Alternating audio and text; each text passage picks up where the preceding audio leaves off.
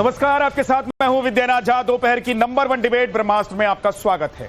देश में एसआईआर पर पहले से ही सियासी संग्राम हो रहा था, लेकिन अब घुसपैठ पर भी सियासी घमासान तेज हो गए। यूपी में सीएम योगी ने रोहिंग्या और बांग्लादेशी घुसपैठियों को बाहर करने का फरमान जारी किया, तो विपक्ष ने इसे झूठा नैरेटिव करार देने की सियासत शुरू कर दी। विपक्ष के नेता घुसपैठियों के लिए यूपी के हर जिले में बनाए जा रहे डिटेंशन सेंटर वाले सीएम योगी के निर्देश पर सवाल उठाने लगे और कहने लगे कि बीजेपी वाले पूरे देश में झूठा नैरेटिव फैलाने का प्रयास कर रहे हैं। उधर एसआईआर पर बड़े आंदोलन की धमकी दे चुकी टीएमसी फॉरवर्ड एक्शन प्लान पर काम कर रही है। एसआईआर को आम लोगों के खिलाफ बता रही है, जबकि उसी बंगाल में एसआईआर की प्रोसेस शुरू होते ही घुसपैठियों में भगदड़ मच गई। लेकिन टीएमसी के नेता एसआईआर को बीजेपी की मदद के लिए चुनाव आयोग का एजेंडा करार दे रहे हैं। अब सवाल है कि घुसपैठियों के लिए डिटेंशन सेंटर समाजवादी पार्टी को किस बात का डर? घुसपैठियों पर कार्रवाई से देश का लोकतंत्र खतरे में पड़ जाएगा क्या? एसआईआर को वोट छीनने की साजिश कहने का विपक्ष के पास सबूत क्या है? अगर देश में घुसपैठिए नहीं तो फिर पश्चिम बंगाल में एसआईआर से भगदड़ क्यों है? ऐसे ही तमाम सवालों पर आज ब्रह्मास्त्र में डिबेट करेंगे, लेकिन उससे पहले आपकी एक रिपोर्ट।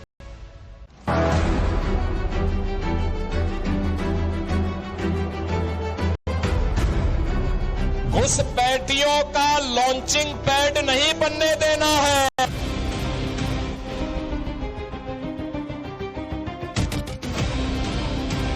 इन घुसपैठियों को लात मार करके बाहर करने का काम करेंगे।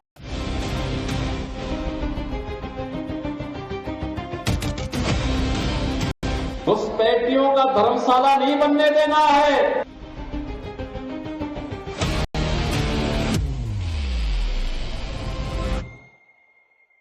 रोहिंग्या और बांग्लादेशी घुसपैठियों को बाहर करो। उत्तर प्रदेश के मुख्यमंत्री योगी आदित्यनाथ का यह सख्त फरमान आया तो यूपी से लेकर पूरे देश की सियासत गर्मा गई। पहले से एसआईआर पर जारी बवाल के बीच अब घुसपैठ पर सियासी घमासान शुरू हो चुका है। योगी आदित्यनाथ ने शनिवार देर शाम अवैध घुसपैठ पर राज्य भर में कड़ी कार्रवाई का आदेश दिया। उन्होंने साफ कर दिया कि राष्ट्रीय सुरक्षा और कानून व्यवस्था से कोई समझौता नहीं होगा। इसके लिए हर जिले के डीएम को अपने क्षेत्र में अवैध घुसपैठियों की पहचान कर उनके खिलाफ कार्रवाई शुरू करने का निर्देश दिया गया। हर जिले में अस्थायी डिटेंशन सेंटर बनाए जाएंगे, जहां पकड़े गए घुसपैठियों को रखा जाएगा। योगी सरकार का यह फैसला खुफिया एजेंसी की रिपोर्ट के बाद आया। सीएम योगी आदित्यनाथ पहले भी घुसपैठियों को लेकर कई बार खबरदार कर चुके हैं। घुसपैठियों का लॉन्चिंग पैड नहीं बनने देना है। याद करना, ये लोग आएंगे, पंचर बनाने के नाम पर आएंगे, विकास का ही पंचर कर डालेंगे। नहीं बनने देना है, नहीं आने देना है। जिस प्रकार की घुसपैठ ये लोग करवा रहे हैं बांग्लादेशी घुसपैठियों का, अगर डेमोग्राफी चेंज इसी प्रकार की होगी, आज ये लोग यात्रा रोक रहे हैं। बहनों और भाइयों, आने वाले समय में घरों के अंदर घंटी और शंख भी नहीं बजाने देंगे। सीएम योगी के फरमान से उत्तर प्रदेश में डेमोग्राफी चेंज करने का नापाक मंसूबा रखने वालों का बुरा वक्त शुरू हो चुका है। यूपी में छिपा एक घुसपैठिया इस वक्त रडार पर है। कहा तो यह भी जा रहा है कि उत्तर प्रदेश में भी बांग्लादेशियों की ऐसी ही भागम भाग दिखने वाली है, जैसी अभी इस वक्त पश्चिम बंगाल में दिख रही है। लेकिन विपक्ष सीएम योगी आदित्यनाथ के इस फैसले पर सवाल उठा रहा है। बहुत आदेश आप जारी कर रहे हैं, तो बताइए ना, आपने कितने डिटेंशन कैंप के अंदर डाले, कितनों को आइडेंटिफाइड किया आपने? आप तो बार बार बोलते हो डेमोग्राफी चेंज हो रही है। सीमाएं आपके हाथ में अगर सुरक्षित नहीं है तो इस्तीफा दीजिए, और अगर इतने भारी संख्या में घुसपैठी हैं तो उनको चिन्हित करके बताइए कहाँ है वो घुसपैठी है। झूठा नैरेटिव पूरे देश के अंदर फैलाने का प्रयास करते हैं, झूठी बातें फैलाते हैं, झूठ के अलावा कुछ भी नहीं है। कांग्रेस सांसद इमरान मसूद सीएम योगी आदित्यनाथ पर घुसपैठियों को लेकर झूठा नैरेटिव फैलाने का आरोप लगा रहे हैं, लेकिन योगी के समर्थक इसे घुसपैठियों पर डबल स्ट्राइक बता रहे हैं, क्योंकि एसआईआर के जरिए घुसपैठियों पर पहले से ही स्ट्राइक हो रही थी। हालांकि इसी एसआईआर को लेकर अखिलेश बीजेपी से लेकर चुनाव आयोग तक को घेर रहे हैं। आरोप लगा रहे हैं कि 2024 के चुनाव में जिन विधानसभाओं में इंडी गठबंधन जीता, एसआईआर के बहाने उन विधानसभाओं में 50,000 से ज्यादा वोट काटने की तैयारी है। इसके लिए बीजेपी का टारगेट उत्तर प्रदेश और बंगाल है कि भारतीय जनता पार्टी, उनकी सरकार, उनके अधिकारी और चुनाव आयोग मिलकर के ये तैयारी कर रहे हैं कि 2024 में जिन विधानसभाओं में समाजवादी पार्टी जीती है, इंडिया गठबंधन जीता है, उन विधानसभाओं में 50,000 से ज्यादा वोट काट दिया जाए एसआईआर के बहाने। यही यूपी में हो रहा है, यही वेस्ट बंगाल में तैयारी चल रही है। लेकिन सुनने में आ रहा है कि 2024 की हार के बाद सबसे ज्यादा भारतीय जनता पार्टी और चुनाव आयोग फोकस कर रहा है वेस्ट बंगाल पर और उत्तर प्रदेश पर, अन्य स्टेटों पे भी जहां पर बीजेपी की सरकार नहीं है, उदाहरण के लिए तमिलनाडु जहां चुनाव आने वाला है। लेकिन सबसे ज्यादा फोकस, सबसे ज्यादा टारगेट और टारगेटेड जो चीजें हो रही है वो उत्तर प्रदेश और वेस्ट बंगाल में हो रही है। पश्चिम बंगाल में टीएमसी पहले से चुनाव आयोग के खिलाफ बड़े आंदोलन की धमकी दे रही है। उसी कड़ी में टीएमसी के राष्ट्रीय सचिव अभिषेक बैनर्जी की 10,000 पार्टी कार्यकर्ताओं के साथ वर्चुअली बैठक हो रही है। टीएमसी के नेता कुणाल घोष एसआईआर को बीजेपी का एजेंडा बता रहे हैं। इधर कांग्रेस नेता दिग्विजय सिंह इसे वोट छीनने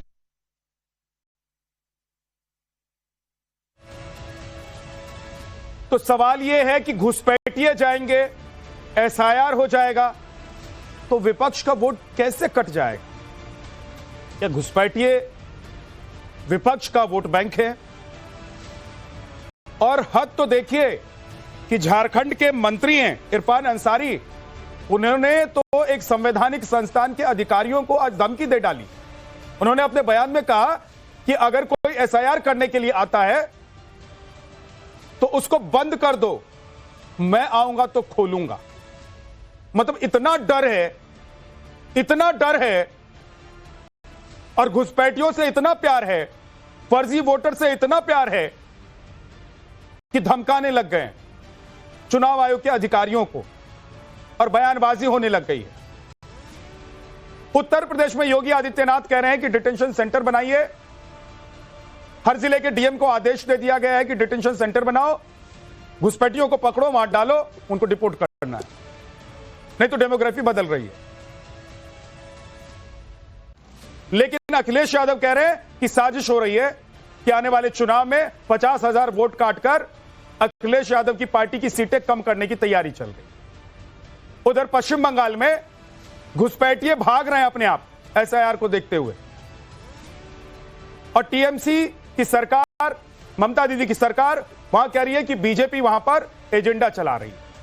आज इसी पर बात करेंगे। हमारे साथ राजेश चौधरी जी, प्रवक्ता बीजेपी से, Mohammad Aminpur joint director election commission of India से हैं, ममता काले राजनीतिक विश्लेषक हमारे साथ हैं, संजय शर्मा जी प्रवक्ता टीएमसी के हमारे साथ हैं, चंचल यादव जी समाजवादी पार्टी के प्रवक्ता हमारे साथ हैं, और संदीप त्रिपाठी जी कांग्रेस के नेता हमारे साथ हैं। संदीप जी, क्योंकि सबसे ज्यादा गंभीर बयान आपकी ही पार्टी के कोटे से जो मंत्री हैं उनकी तरफ से आया है, इरफान अंसारी की तरफ से, मैं उनका बयान भी सुनवा दूंगा। लेकिन आप लोग तो मारपीट, धमकी, बंद कर दो, डाल दो, इस पर उतारू हो गए। ऐसी क्या परेशानी हो गई है?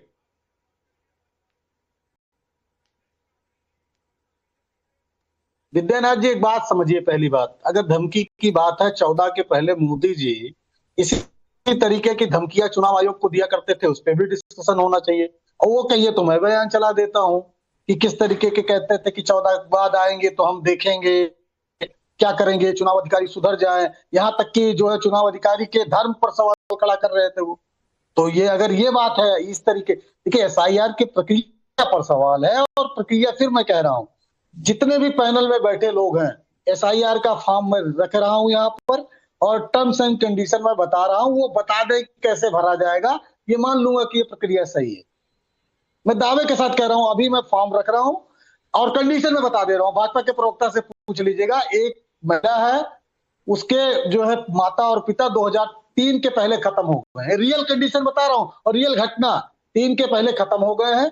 वो उसके पति ने उसको छोड़ दिया, जैसे हमारे एक बड़े नेता ने अपनी पत्नी को छोड़ दिया, उसके पति ने उसको छोड़ दिया है। अब वो जिस प्रक्रिया में 2003 में उसकी 18 साल एज नहीं हुई थी, अब बताइए कि वो कैसे फॉर्म सबमिट करे, भाजपा के प्रवक्ता से जरूर पूछ लीजिए। ठीक है, पूछ लेता हूं। और मैं फॉर्म भर रहा हूं, वो एक सेकंड पूछ लेता हूं संदीप जी, पूछ लेता हूं। आपने सवाल उठाया है, आप विपक्ष में हैं, आपकी ये जिम्मेदारी भी बनती है कि आप सवाल उठाए, सरकार को घेरे पकड़े, अगर कहीं कुछ गलत हो रहा है तो उसे दिखाए, एक्सपोज भी करें। लेकिन मुझे बता दीजिए कि ये बंद कर दो, पकड़ लो, रख लो, इस तरह की भाषा क्यों? नहीं सर, हिंसा का समर्थन कांग्रेस ने कभी नहीं किया। एक बात आप समझिए, हम हिंसावादी लोग हैं। हाँ, अगर कोई जिस तरीके से, और रियल घटना में बता देता हूं, सच्चाई यह है कि जिस तरीके से 1 महीने के अंदर या घर घर जाके फॉर्म सबमिट करने की बात कही गई। अभी तो हम बिहार की बात कर रहे थे, हम लोगों को उत्तर प्रदेश की कंडीशन अब हम फेस कर रहे हैं। सच्चाई है कि कोई भी बीएलओ, 30% को नहीं कह सकता हूं, 70% बीएलओ या हम जैसे लोगों को फॉर्म दे रहे हैं या किसी को फॉर्म दे देते हैं, भैया आप अपने गांव में, अपने बूथों पर इसको अपने घर घर तक पहुंचाइए और आप भरा कर लेके आइए। ठीक, आप बताइए कि जिस बीएलओ को आप ट्रेनिंग तक नहीं दे रहे हैं, वो बीएलओ का अधिकारी या कर्मचारी क्या करेगा? ममता काले जी, राजेश चौधरी जी आपको जवाब देंगे, मैं उनके पास जाऊंगा। उससे पहले ममता काले जी। नहीं, राजेश जी से पूछिएगा। नहीं, मैं पूछूंगा, राजेश जी से ही पूछूंगा। आपने सवाल अगर राजेश जी को लेकर उठाया है तो जवाब उन्हीं को देना है, वही देंगे। लेकिन उससे पहले ममता काले के पास मैं इसलिए जा रहा हूं कि ममता जी ये बताइए कि घुसपैठियों को भगाने की बात होती है, एसआईआर की बात होती है, बंगाल में घुसपैठिए एसआईआर का नाम सुनकर ही भागने लग जाते हैं, तो ये छटपटाहट विपक्ष को क्यों होती है? आपका विश्लेषण क्या है? ममता, आपकी आवाज नहीं आ रही। पैकेज चल रहा था तब मैंने ये 2 लाइंस लिखी हैं, तो सब लोग गौर फरमाएंगे तो सारी चीजें पता लग जाएंगी कि घुसपैठियों के आका अब खुलेगा तुम्हारा देश विरोधी राजनीतिक खाका। रोहिंग्यों पर पड़ी लात तो इससे तुम्हारा क्या है जाता?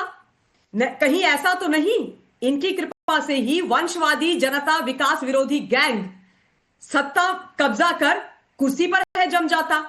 देखिए, सारी कहानी इन 4 लाइंस के अंदर ही है। ये जो रोहिंग्या घुसपैठी जो हमारे ऊपर एक बहुत बड़ा बोझ है, हमारी इकोनॉमी के ऊपर बोझ है, हमारी सिक्योरिटी के लिए बहुत बड़ा थ्रेट है। यदि मेन स्ट्रीम जो पॉलिटिकल पार्टीज हैं, उनके जो नेता हैं, उनको पाल पोस रहे हैं, उनके फेक आईडी कार्ड्स वगैरह बना रहे हैं, उनके आधार कार्ड बना रहे हैं, तो आप समझ जाइए कि कुर्सी और सत्ता पर कब्जाने का ये लोग माध्यम हो गए हैं और इसके लिए ये नेशनल सिक्योरिटी को कॉम्प्रोमाइज कर रहे हैं। विद्याराज जी, बड़ा चिंता का ये विषय है। अभी मेरे कांग्रेस के भाई बहुत बड़ी बड़ी बातें कर रहे थे, मैं सिर्फ एक नाम लेना चाहती हूं, मुख्य चुनाव आयुक्त नवीन चावला जी। याद है आपको?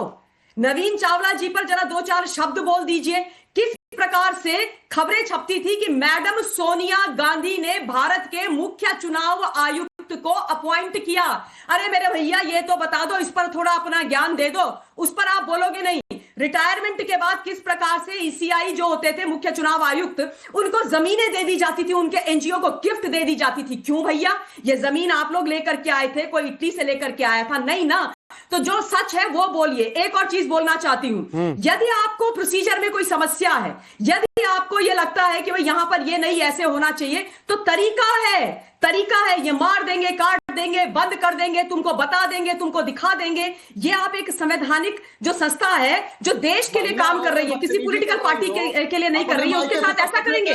आप तरीके से काम करवाइए ना, आप तरीके से काम करवाइए। आप जाइए इलेक्शन कमीशन के दफ्तर में, आप बोलिए कि साहब ये 3-4 कंसर्न्स हैं जो जनता के कंसर्न्स हैं, हम प्रिंसिपल ऑपोजिशन पार्टी हैं और इसलिए हम इस विषय पर अपनी बात रखना चाहते हैं। संदीप त्रिपाठी जी, करोगे नहीं, ज्ञान दे दोगे?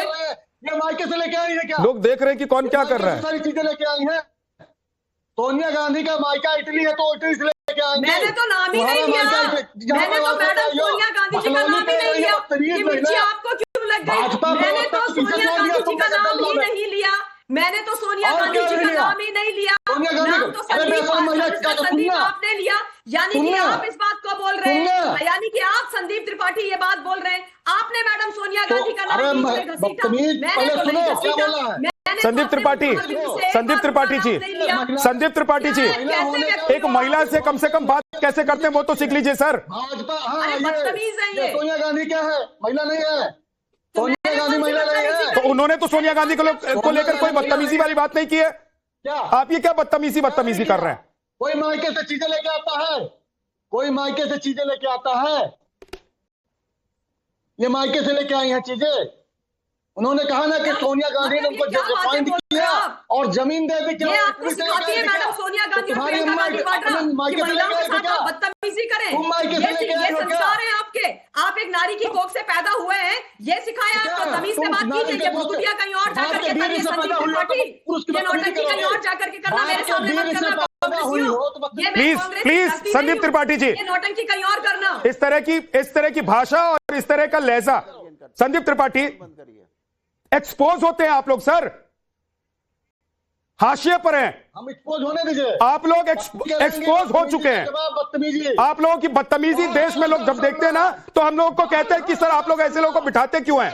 ये दल्ले लोग, आप लोगों ने अपनी पार्टी का नाम, संस्कार सब खराब कर दिया है संदीप त्रिपाठी जी, सिर्फ अपनी भाषा की वजह से। आपने पत्रकारिता को खत्म कर दिया, आप उनको टोक नहीं पाए। प्लीज रुक जाइए। संजय शर्मा जी, महिला के बारे में किस तरीके की टिप्पणी कर रही हो? उन्होंने कोई गलत बात नहीं कही है। आप अपनी बात रख रहे हैं, वो भी अपनी बात रख रही हैं, और बदतमीजी पर मत उतरिए संदीप त्रिपाठी जी। वो बदतमीजी करेंगे, बदतमीजी की जवाब बदतमीजी। मैंने क्या बदतमीजी? संजय जी अरे उठाकर देख लीजिएगा, उनसे दोगुनी स्पीड में बदतमीजी। संदीप जी मुझे नहीं पता आप कहां से सुन रहे हैं। आपने दूसरे कान में कोई दूसरा ईपी लगाया, मुझे नहीं पता। आपको कहीं और से भी आवाज आ रही है।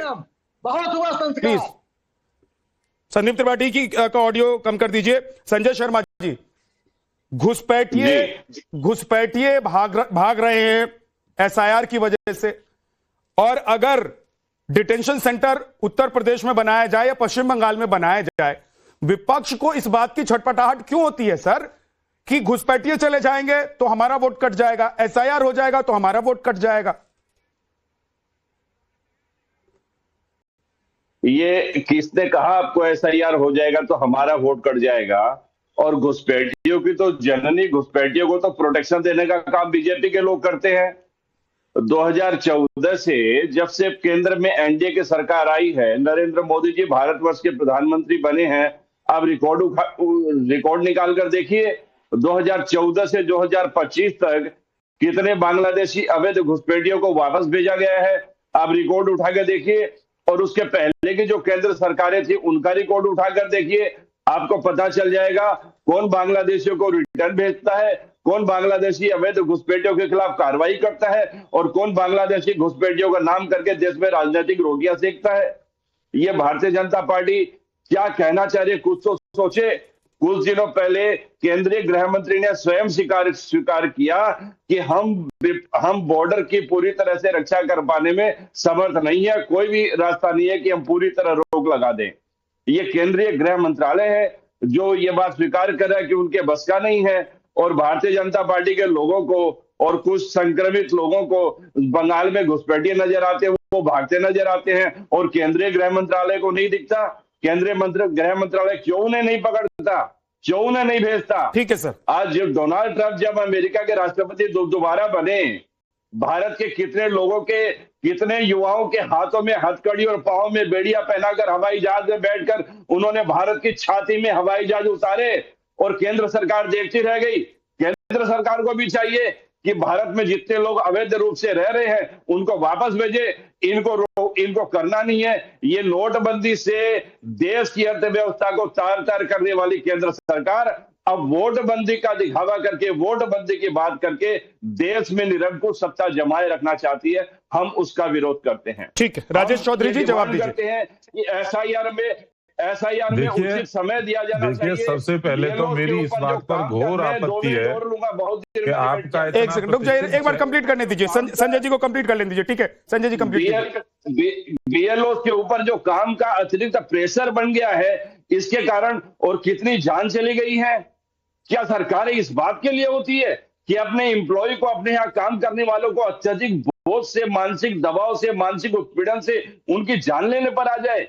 क्या ये प्रक्रिया कुछ महीनों पहले नहीं चालू हो सकती थी? अभी सामने मार्च अप्रैल में बंगाल में विधानसभा चुनाव है, यूपी में चुनाव है, और केंद्र सरकार को अभी करना? असल में ये सारे देश में एक ऐसा क्योस सृष्टि करके रखना चाहते हैं ताकि लोग इनकी निरंकुश सत्ता के आगे, इनकी अधिनायकवादी सत्ता के आगे कुछ बोल न सके और कुछ बोल दो तो आप पर देश विरोधी होने का तकमा लगा दिया जाता है। ठीक है संजय जी, मैं लौट कर फिर आऊंगा। एक बार जो आपने तमाम सवाल उठाए हैं उसका जवाब ले लेता हूं मैं बीजेपी से। एक मिनट दुर्भाग्य की बात यह है कि जो देश, जो ऋषि मुनियों का परंपरा वाला देश, जो सनातनी चेतना वाला देश, जो कहता है कि वसुधैव कुटुंबकम, सारा संसार, सारा विश्व अपना एक परिवार है, वो इन मुद्दों पर देश को उलझाकर, उत्तर प्रदेश के कैराना में हिंदू उत्पीड़न से शुरू हुई है सरकार, आज इस देश को हिंदू बहुत लंबा हो गया संजय जी बहुत लंबा हो गया। फिर आऊंगा वापस आपके पास संजय जी, फिर वापस आऊंगा। अभी एक बार जो आप अभी फर्स्ट राउंड में आप जो सवाल उठा रहे हैं उसका जवाब तो कम से कम बीजेपी से ले लेते हैं। राजेश चौधरी जी जवाब दीजिए। एक तरफ संदीप त्रिपाठी ने जो बोला है उसका जवाब भी दीजिए और संजय शर्मा जी जो कह रहे हैं उसका भी जवाब देना है सर। देखिए, सबसे पहले मेरी घोर आपत्ति इस बात की है कि एक महिला का अपमान आपके इतने प्रतिष्ठित चैनल पर बैठ करके हो रहा है। ऐसी असंसदीय भाषा का, घटिया भाषा का और स्तरहीन सोच का जो शब्द यहाँ निकल रहे हैं, उसकी घोर निंदा करता हूँ। हमारी संस्कृति महिलाओं का सम्मान करने वाली संस्कृति है। हमारी संस्कृति महिलाओं को प्रथम माना गया है। कांग्रेस जैसी पार्टी के ऐसे लोगों को मत बिठाया करो जिनको डिबेट करने का कम से कम इतनी तमीज तो होनी चाहिए, किस भाषा का इस्तेमाल किया जाना चाहिए, और वो भी महिलाओं से। महिला हमारी माँ है, महिला हमारी बहन है, महिला हमारी पत्नी है। पूरा देश, पूरी दुनिया इस डिबेट को देख रहा है, क्या फर्क पड़ेगा? मैं उसकी बड़ी घोर निंदा करता हूं। और दूसरी बात, जहां तक आप SIR की बात कर रहे हैं, SIR तो बिहार में भी हुआ। लगभग 70 लाख वोट ऐसे थे जो या तो मर गए थे या इस देश के निवासी नहीं थे। आप सोचिए कितनी बड़ी साजिश है। जितने लोग ये SIR का विरोध कर रहे हैं उनका एकमात्र एजेंडा है गजवाए हिंद। इस देश का इस्लामीकरण कैसे हो, इस देश में कैसे विदेशी आकर के बस जाएं और इस देश पर कब्जा कर ले। मैं पूछना चाहता हूं इन लोगों को, जब बांग्लादेशियों को इस देश के अंदर बसाना था, जब रोहिंग्याओं को इस देश के अंदर बसाना था, तो इस देश का विभाजन क्यों हुआ? इस देश का विभाजन किस लिए किया गया था? इस्लाम के नाम पर इस देश का विभाजन हुआ। मुसलमानों को पाकिस्तान दे दिया गया, मुसलमानों को बांग्लादेश दे दिया गया, अब दोबारा उनको यहीं बसाने की बात कर रहे हैं। और जहां तक उत्तर प्रदेश की बात कर रहे हैं, योगी आदित्यनाथ जी के नेतृत्व में एक मजबूत सरकार काम कर रही है। मैं भी सदन का सदस्य हूँ। मेरा निर्वाचन क्षेत्र ब्रज में आता है, मथुरा में आता है। मेरे निर्वाचन क्षेत्र में 500-700 से अधिक बांग्लादेशी घुसपैठी अभी पकड़े गए। कल्पना करिए, कहां बंगाल, कहां बांग्लादेश और कहां पर यूपी में आकर के मथुरा। पूरे देश को गुलाम करने की साजिश, जनसंख्या जिहाद का एक बहुत बड़ा उदाहरण ये भी पेश कर रहे हैं। ठीक है, ओके, आप जवाब देना चाहते हैं? और मैं SIR की बात और एक और जवाब दूंगा मैं आपको। आप उधर डिटेंशन सेंटर बना रहे हैं, समाजवादी पार्टी को उस पर भी ऐतराज जता रही है। वो कह रही है कि आप लोग एजेंडा चला रहे हैं। चुनाव आयोग ने दी है, यदि किसी के माँ बाप 2003 से पहले मर गए तो चाचा ताऊ होंगे, दादा दादी होंगे, नाना नानी होंगे। ऐसा तो है नहीं सब एक साथ चले गए हो दुनिया छोड़ करके। ये झूठा नैरेटिव खड़ा कर रहे हैं। केवल इनको जनता तो उत्तर प्रदेश और देश की स्वीकार करती नहीं है। जनता स्वीकार नहीं कर रही है तो विदेशियों के दम पर सरकार बनाना चाहते हैं, विदेशियों के दम पर सत्ता में आना चाहते हैं। ओके राजेश जी, ठीक है, जल्दी से संजय जी जल्दी से जवाब दीजिए, उसके बाद लोकसभा चुनाव में उत्तर प्रदेश में अपनी करारी हार के बाद भारतीय जनता पार्टी को लोगों ने गजवाए हिंद का नारा देना शुरू कर दिया। लोकसभा चुनाव के बाद मैं इनसे ये पूछना चाहता हूं, बिहार के SIR के जो रिजल्ट आए हैं, आप लोगों ने कितने बांग्लादेशियों को वापस भेजा? सुप्रीम कोर्ट में हलफनामा देकर कितने लोगों को आपने वापस भेजा? ये बात सुनिश्चित करके और ये बात सबसे सही बताइए। देश को दिग्भ्रमित मत कीजिए। आप में यदि मुफ्ती में यदि होता, आप यदि मादा होता, कितने बांग्लादेशियों को आपने भेजा आप बता दें। लेकिन आप ऐसी बात नहीं करेंगे। आप देश में एक फिरौत सृष्टि करेंगे, आप देश के लोगों को गुमराह करेंगे और बार बार ऐसी बात कहेंगे कि देश के सामाजिक ताने बाने को चोट पहुंचे और देश को नुकसान कहिए। आप गजवाए हिंद की बात करते हैं, आपको शर्म आनी चाहिए। केंद्र में आपके प्रधानमंत्री है, आपका गृह मंत्रालय है, यूपी में आपकी सरकार है, चुनाव का काम करते हैं, भारतीय जनता पार्टी की बात करते हैं। आपके ये लोग जो सत्ता में बैठे हैं, बलात्कारियों, गुंडों, बेईमानों, भ्रष्टाचारियों, इन भ्रष्टाचारियों की सरकार को उखाड़ने का काम हम लोग ही करेंगे। आप चिंता मत करिए। आ रहे हैं राजेश जी, TMC की गुंडागर्दी को खत्म कर देंगे। राजीव जी एक सेकंड प्लीज दोनों लोग, संजय जी और राजेश जी दोनों लोग रुक जाइए थोड़ा सा, एक सेकंड। चंचल यादव जी अभी आए ही नहीं है सीन में, उनको जरा मैं ले आता हूं डिबेट में। एक सेकंड रुक जाइएगा। चंचल यादव जी और मोहम्मद अमीन साहब नहीं आ पाए अभी तक डिबेट में, दोनों को एक बार मैं लेकर आता हूं। सबसे पहले चंचल यादव जी, अगर डिटेंशन सेंटर उत्तर प्रदेश में बन रहा है, अगर एसआईआर के जरिए फर्जी अवैध लोगों को वोटर लिस्ट से और उत्तर प्रदेश से हटाने की तैयारी चल रही है, योगी कह रहे हैं कि एक भी घुसपैठिए को नहीं रहने देंगे, सबको उठाकर फेंकेंगे, आप लोग क्यों कह रहे हैं कि ये नैरेटिव बना रहे हैं? और 50,000 वोट आप लोगों का कट जाएगा। जी, सबसे पहले तो काफी लोगों को मैंने सुना है, सुनिए ना, काफी लोगों को मैंने सुना है, तो थोड़ा सा मुझे वक्त दीजिएगा, क्योंकि कई सारे सवाल ये हमारे बीजेपी के साथी बैठे हैं जो बड़ी बड़ी लंबी लंबी फेंक रहे थे। खैर, बीजेपी के नेताओं को झूठ बोलने के लिए ट्रेंड किया जाता है। तो सबसे पहले इन्होंने कहा कि 70 लाख बिहार में वोट कट गए, कुछ तो मर गए, कुछ तो निवासी नहीं थे। तो ये बताओ, बिहार के अंदर आप सेंटर में बैठे हो और 11 साल से सरकार, 11.5 साल से आपकी सरकार चल रही है, और घुसपैठिए उत्तर प्रदेश पूरे देश में है, और आप अभी ये हमारे एक छोटभैया नेता राजेश जी एक एक करके पहले उनको बोलने दीजिए, फिर आप बोलिएगा। राजेश चौधरी जी यहाँ पाए गए हमारे मथुरा में। नहीं, इंटरप्ट मत कीजिए, एक मिनट आप रुक जाइए। राजेश जी बीच में नहीं, राजेश चौधरी जी बीच में नहीं, प्लीज बीच में नहीं, उनको बोलने दीजिए। आप बोलना चाहते हैं, उनको जवाब देना चाहते हैं, बोलिएगा, एक दूसरे के ऊपर नहीं। बोलिए चंचल जी। जब भारतीय जनता पार्टी का एक प्रवक्ता जो है ये 500 बांग्लादेशियों को अपने यहां पकड़ लिया, तो बताओ कहां है अमित शाह जी, क्या कर रहे हैं? और अपने आप वक्तव्य में 3 बार बोले कि घुसपैठिए भाग रहे हैं, बंगाल छोड़ के भाग रहे, देश छोड़ के भाग रहे हैं। ये बताओ, घुसपैठिए भाग रहे, इसका मतलब हमारे देश की सीमाएं जो है खुली हुई हैं, यानी कोई भी आए जाए, आता जाता पड़ता रहे, अमित शाह जी जो है मौज मस्ती करते रहे। केवल वो कैमरों पे पेपर लगा करके, होटल के कैमरों में बंद करके, सीसीटीवी कैमरे को बंद करके वो अपना नौटंकी करते रहे चुनाव जीतने के लिए। क्या कर रहा है बिहार? तो बिहार की बात अब हो गई। बता दो मुझे उत्तर चंचल जी मैं आपको बीच में इसलिए इंटरप्ट कर रहा हूं, मैं नहीं चाहता था इंटरप्ट करूं, लेकिन मैं कह रहा हूं बिहार तो अब चला गया जिसके पास जाना था, और बिहार में अब 5 साल क्या होना है ये बीजेपी को एनडीए को तय करने दीजिए। उसके बाद फिर आप लोग सवाल उठाइएगा, फिर आइएगा, आप लोग बोलिएगा, आप लोगों का स्वागत होगा। लेकिन अभी उत्तर प्रदेश में डिटेंशन सेंटर अगर बन रहा है, योगी आदित्यनाथ कह रहे हैं कि एक भी घुसपैठिए को नहीं रहने देंगे, लात मारकर भगाएंगे। अरे मैं आ रहा हूं, तो आप लोग क्यों परेशान हो रहे हैं? रिपीट कर रहा हूं मैं, सवाल मुझे याद है भाई। ठीक, बोलिए भैया, सुन तो लो, सुनिए ना विद्यानाथ भाई, सुन लीजिए। तो आप देखिए, उत्तर प्रदेश में एसआईआर का हम लोगों ने कोई विरोध नहीं कर रहे हैं, हम क्या एसआईआर कराओ, लेकिन एसआईआर की प्रक्रिया के ऊपर हमारा विरोध है, उसका प्रोसेस के ऊपर विरोध है। अब आप सोचो कि जो बीएलओज है उसको घर पे कम से कम 3 बार जाना है। अब वो बीएलओ जो है, आप देखो अपने फॉर्म अभी तक नहीं पहुंच पाए हैं। जो 4 दिसंबर तक का समय दिया गया है, हम लोगों की मांग है कम से कम इसको 3 से 4 महीने बढ़ाया जाए, इस डेट को बढ़ाया जाए, जिससे कम से कम बीएलओ सही तरीके से जो है गहन परीक्षण कर सकें, सही जांचें कर सकें। लेकिन बीजेपी की जो मंशा है, उत्तर प्रदेश में जब 2024 का चुनाव हुआ विद्यानाथ भाई, तो उनमें क्या हुआ कि बीजेपी बड़े पैमाने पर हारी।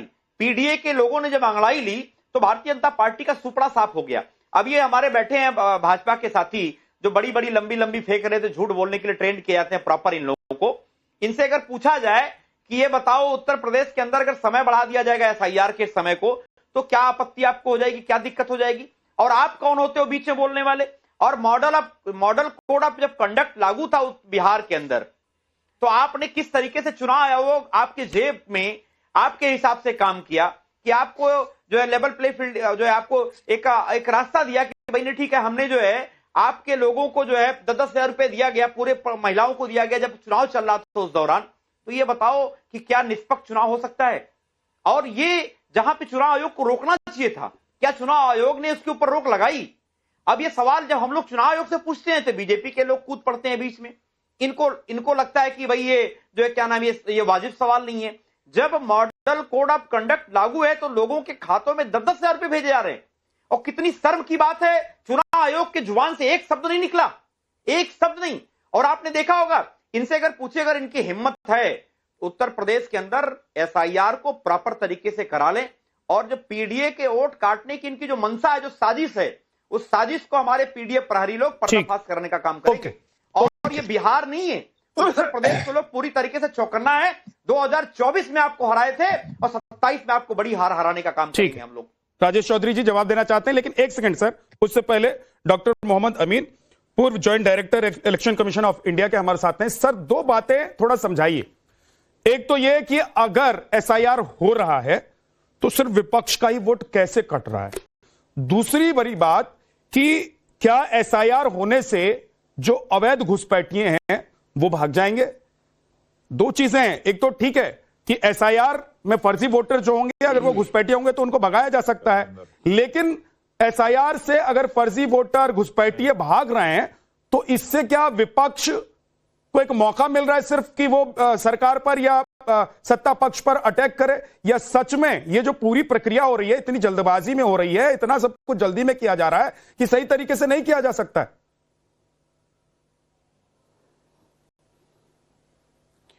देखिए विद्यानाथ जी, आपने देखा है और जनता ने भी देखा है, आपके दर्शक भी देख रहे हैं और पार्टिसिपेंट को भी पता है, ये कोई छुपी लुकी बात नहीं है, सबके सामने की बात है ब्लैक एंड व्हाइट में, कि बिहार के जब इलेक्शन हुए तो इलेक्शन का सामने मुद्दा आया एसआईआर का, और इसी विपक्षी दलों के कहने से आया कि भाई रूलिंग पार्टी के वोट जोड़ दिए जाते हैं और अपोजिशन के काट दिए जाते हैं। तो जो हमारा 2002 और 2003 और 2004 का ये एसआईआर प्रोसेस था उसको इलेक्शन कमीशन ने लागू किया। लागू करने के सामने बिहार इलेक्शन का स्टेट था, उस स्टेट में किया गया और उस स्टेट को बड़ा सुचारू रूप से किया गया। रिजल्ट आपके सामने है। ये लोग ये कहेंगे कि वहां समय कम था, इन लोगों ने समय की बात की, स्टाफ कम था, वो उसकी बात की। देखिए ये काम इन लोगों का नहीं है जितने बैठे हैं, चाहे वो पक्ष से हो या विपक्ष का, ये काम है इलेक्शन कमीशन का। इलेक्शन कमीशन कोई नया कमीशन नहीं है, आजादी के बाद 51-52 से आज तक चुनाव सुचारू रूप से करा रहा है। कभी भी किसी तरह की कोई प्रॉब्लम नहीं आई है। जब ये लोग इस तरह की बातें करते हैं तो चुनाव आयोग उसमें सुधार लाने की कोशिश करता है।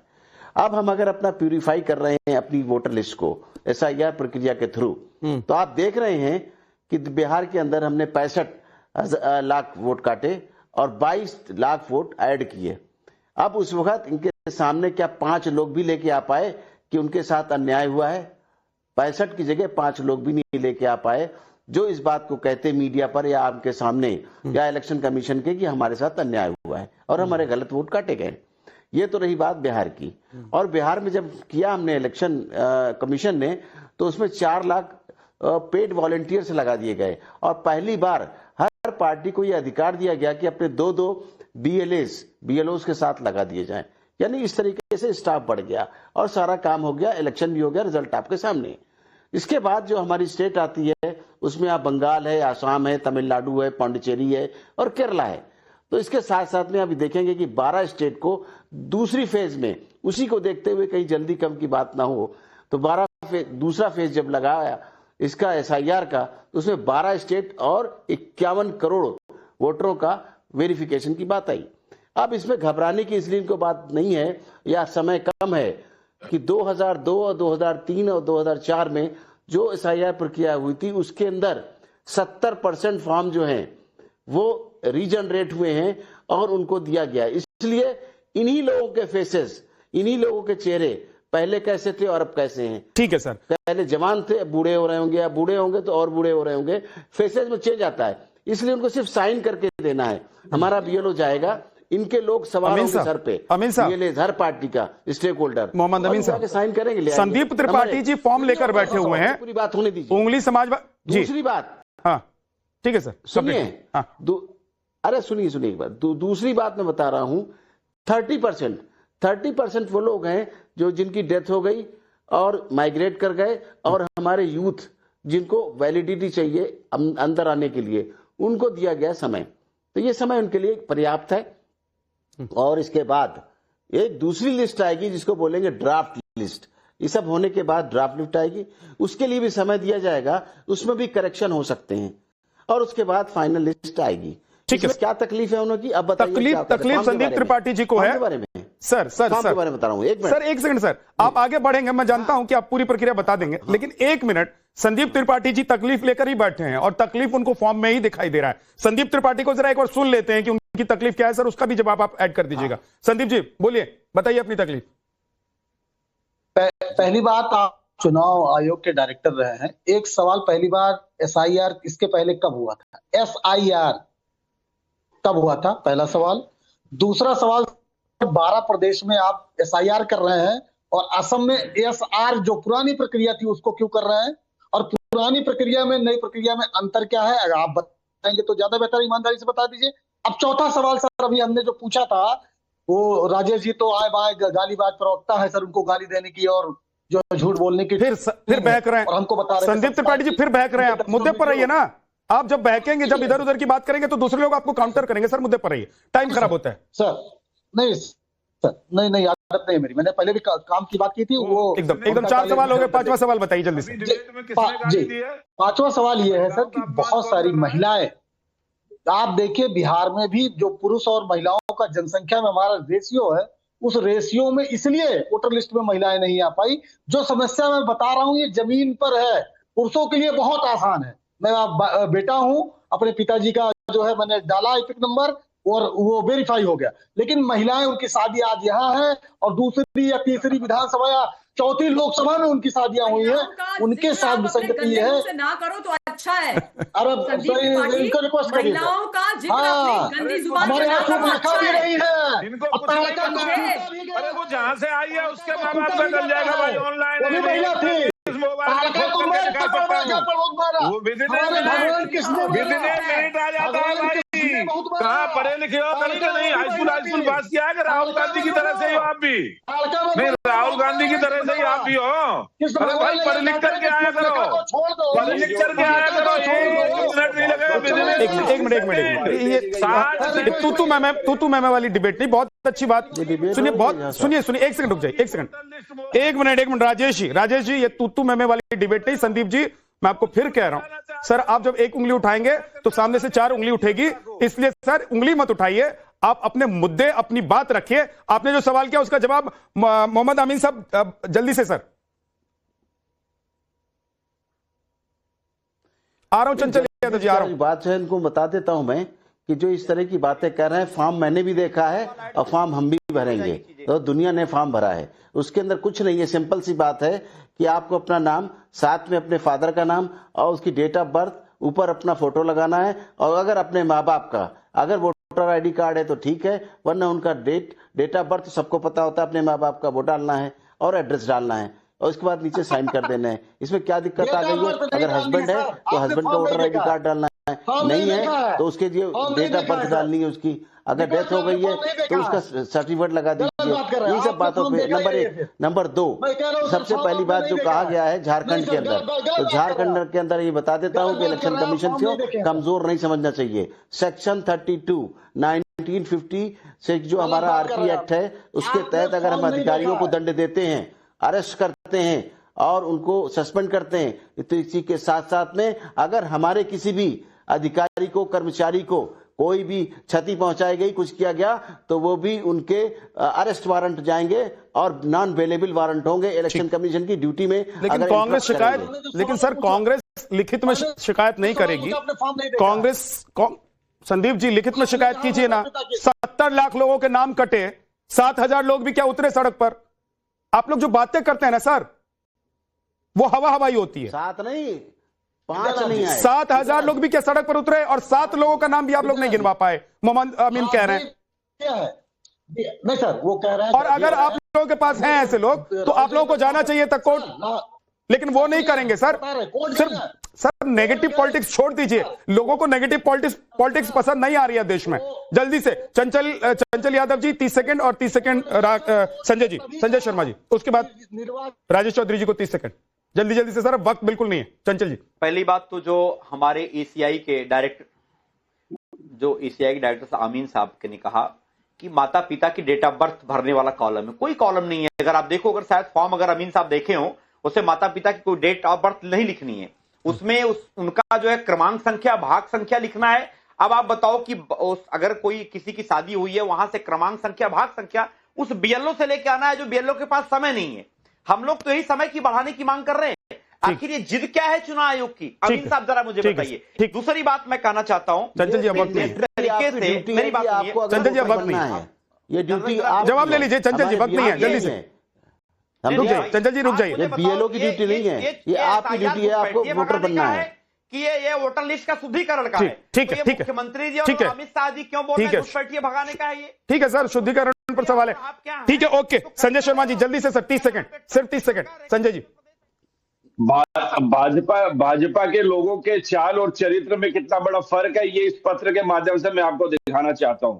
भारतीय जनता पार्टी के जो स्वरूप नगर के पंचायत सदस्य है, वो बांग्लादेशी वोटर लिस्ट में उनका नाम सामने आया है और भाजपा उनको डिफेंड कर रही है पश्चिम बंगाल में। ये है भाजपा की हकीकत। 20 सेकंड राजेश चौधरी जी, 20 सेकंड, वक्त खत्म है, वक्त खत्म है। संजय जी वक्त नहीं है, 20 सेकंड में जवाब दीजिए। समाजवादी पार्टी के प्रवक्ता बड़ा प्रवचन कर रहे थे। इनके एक एमएलए थे इरफान सोलंकी, वो कानपुर से एमएलए थे। वो केवल इस अपराध में उनको अदालत ने सजा दी है कि वो बांग्लादेशियों को ला करके उनके अवैध कागज बना करके देश में बसाने का काम करते थे।